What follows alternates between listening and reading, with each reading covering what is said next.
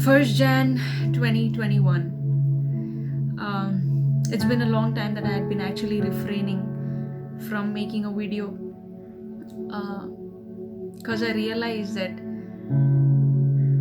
I might spend a lot of time talking about him and less about talking to him. I realized that we can do a very excellent job in hiding behind Christian circles, Christian activities,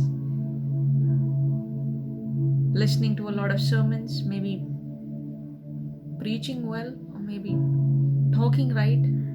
We can hide behind all this. But none of that even partially recovers the importance and the life in knowing Him in the secret place. Talking to Him is way different than talking about Him. I've done a very more excellent job in letting activities take the place of resting on His chest and hearing His heartbeat perfectly in symphony for me. May this be a year of watchfulness. Luke 12:35 says that let your waist be girded and let your lamps be burning. And you yourselves be like men who wait for their master when he will return from the wedding, that when he comes and knocks, that they may open to him immediately.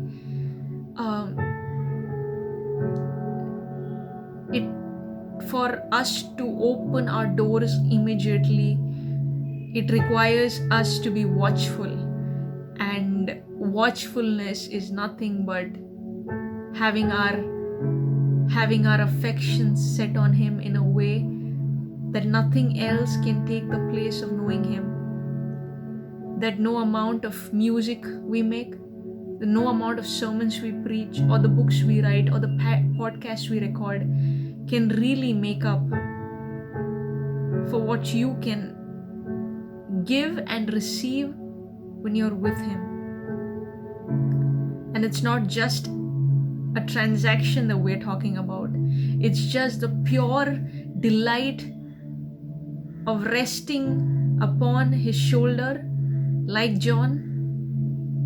No demands, no questions, nothing to show, nothing to prove, just you and me and I in you. Paul says that eternal life is knowing Him. Jesus also says in John 6:56-57, he who eats my flesh and drinks my blood abides in me and I in him. Life is about eating.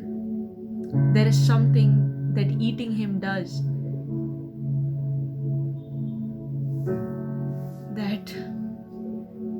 that can't happen in any other place. I can listen to the most anointed sermon and still be dry and malnourished because I did not eat Him firsthand. Eating Him firsthand means drinking from the rivers, from the springs, from the streams of life Himself. He is the stream in the desert. He is the lily of the valley. He is the song of all songs. He is the one who makes all things new. And there is no replacement to Him. If you believe, you will eat the good of the land. I love how someone says that no amount of service in the kingdom can really make up for the neglect of the king. If there is anything that we want to do this coming year, if there is anything that we want to do this year, is not hide behind activities. Being bold and courageous and taking the pleasure, taking the pure, undisturbed, unperturbed joy of drinking Him, of eating Him, it sounds really odd when I say eat Him, but He said, eat me, and many disciples stopped following Him from there, and He did not mind, because that is, it's not further from the truth. That is the truth. That is the truth, that eat me and live. He is the bread of life. And every other food that we are living, that we're eating in order to keep our bodies running and sustained, it's just a counterfeit of the real bread that we've been given, named Jesus. And He is that wine which will make us live. He is that wine which will make our faces glow. Because Exodus says that, look unto me and be ye radiant. Look unto me and be ye saved, ye and all the ends of the earth. If there is any issue in our day, it's not because the bills are not paid, or it's not because we don't have a friend, or it's not because we are not getting a spouse to get married to. It's because of a shifted gaze, and that seals the matter.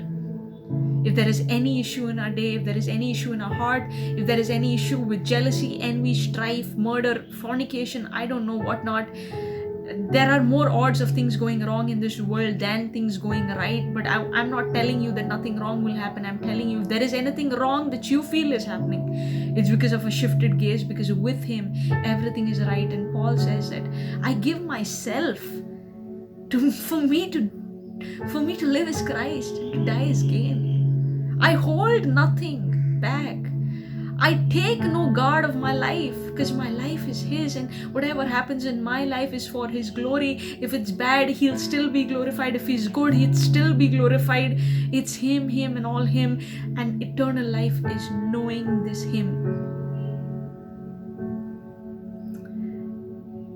Boys and girls of my age, and advanced ages, and lesser ages, if there is anything that we can do perfect in our life, is not to get in an MNC or become the CEO of a foundation, or to, I don't know, what are the best things that you want to do in life? It's none of that. If there is anything best in life, it is something that's been revealed to babes. It's been something that's been revealed to foolish ones who are still willing to understand. It's knowing Him. Because when you are under the shadow of His wings, He will make you fly on the wings of eagles, and He will make you soar above every tumult and storm that you've ever known of. You will see the storms from above. Trust me, my year was harsh, and I feel that it was harsh only because I was in the storm and struggling with the storm. But then He lifted me and elevated me up, and then I saw the storms from above, and it looked so petty. Trust me. I love how David says it. Many are my adversaries, but I do not turn aside. Many are your precepts. Blessed am I that I was afflicted, because by them I knew your precepts. Everything that comes in your life is leading you to a road that takes you into this knowledge of a good Father.